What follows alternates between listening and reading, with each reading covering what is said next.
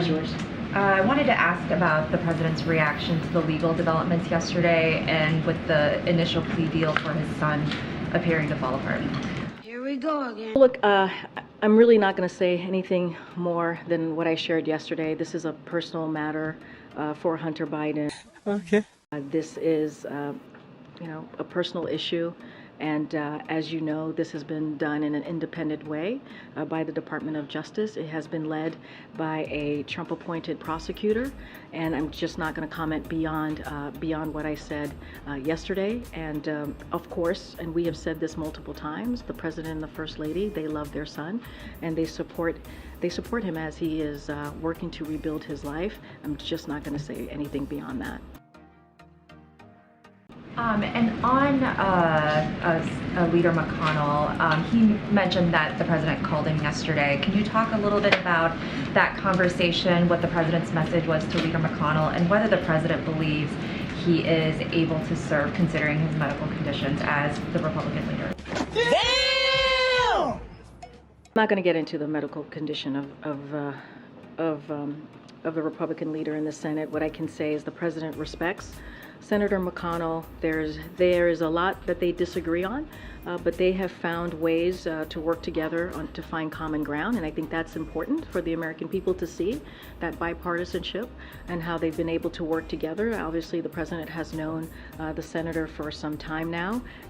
Like the leader mentioned, the president called him yesterday. I'm just not going to go into details on that conversation. As you know, and we say this often here, we try to keep those conversations private, and so I'm just not going to go into details from here. Hey, y'all, come look at this. Thanks, Karine. To follow up on Hunter, is the president concerned that his son's legal challenges will continue to take attention away from the White House now that this plea deal has fallen apart? I'm just not going to speak to the politics of this. What do you mean? I'm not going to speak to characterize any of this for the president. What I can say is that, and I've said this before, this is a personal matter.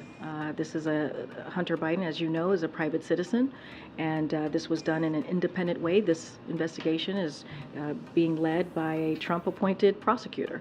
Seriously? And so the Department of Justice is independent. We give them the space to be independent, and we respect the rule of law. I'm just not going to get into details of characterizing. Has he spoken to Hunter?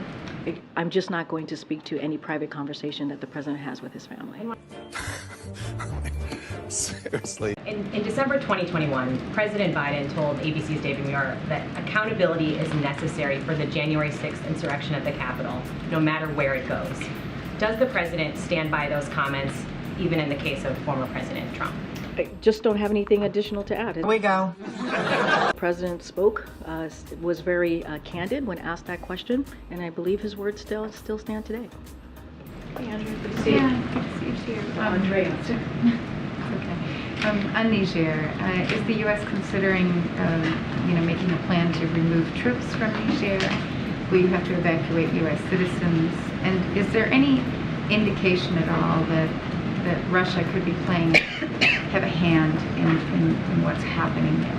So a couple of things. So the U.S. Embassy released a security alert on July 26, advising U.S. citizens, which was yesterday, as you all know, to limit unnecessary movements and avoid the affected area until further notice as the situation develops. We continue to monitor the situation and will continue to provide information to U.S. citizens in the region through the travel advisories, alerts, and travel.state.gov.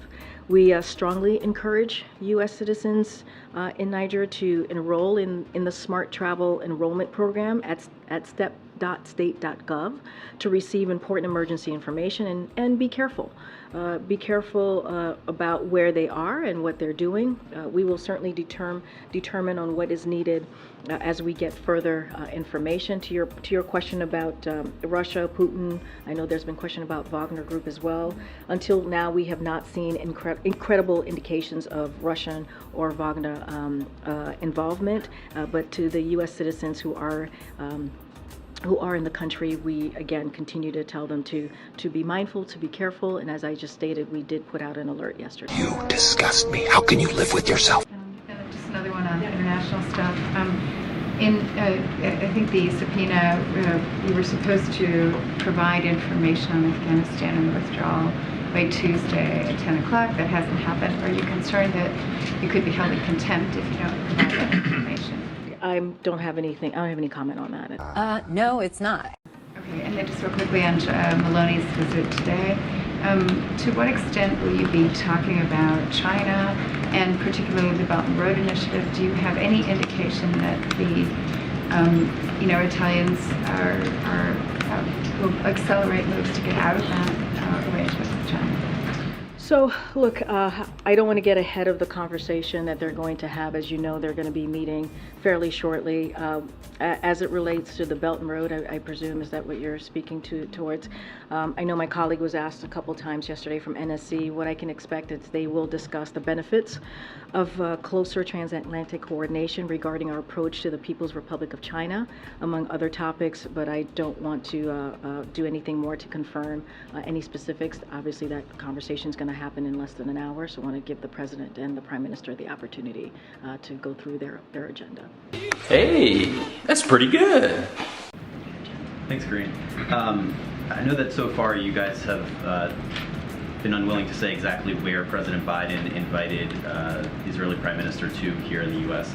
Earlier today, Israeli Prime Minister Benjamin Netanyahu said that President Biden, in a phone call, invited him to the White House for this visit later this year. Can you confirm that?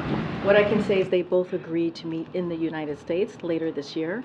Both teams are working through what that's going to look like, the timing. I don't have anything else to share beyond that, beyond what we have said last week and continue to say after that conversation is that they both agreed to meet in the United States later this year. Did not invite Netanyahu specifically to the White House. I just want to be very clear. It was a conversation that they both agreed that it would be in the United States. Don't have anything further. Both teams are indeed talking and going and working through. What I can say is the United States. That's what they both agreed on, and both teams are having that conversation on what that would look like, on the details of that. Whew.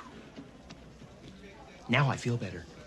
And then separately, Senator McConnell said that he spoke with the president yesterday, that the president reached out after this apparent medical episode that the Senate Minority Leader had. Can you confirm that? And I think I just did with Sung Min when she asked that question. Basically, the senator mentioned that the president called, and certainly, the president and the senator have known each other for some time and have, as I mentioned to Sung Min, have had a lot of disagreements, but have found common ground to move forward with the American people. I'm not going to go beyond what the senator has said, Senator McConnell said. It's an odd thing to say.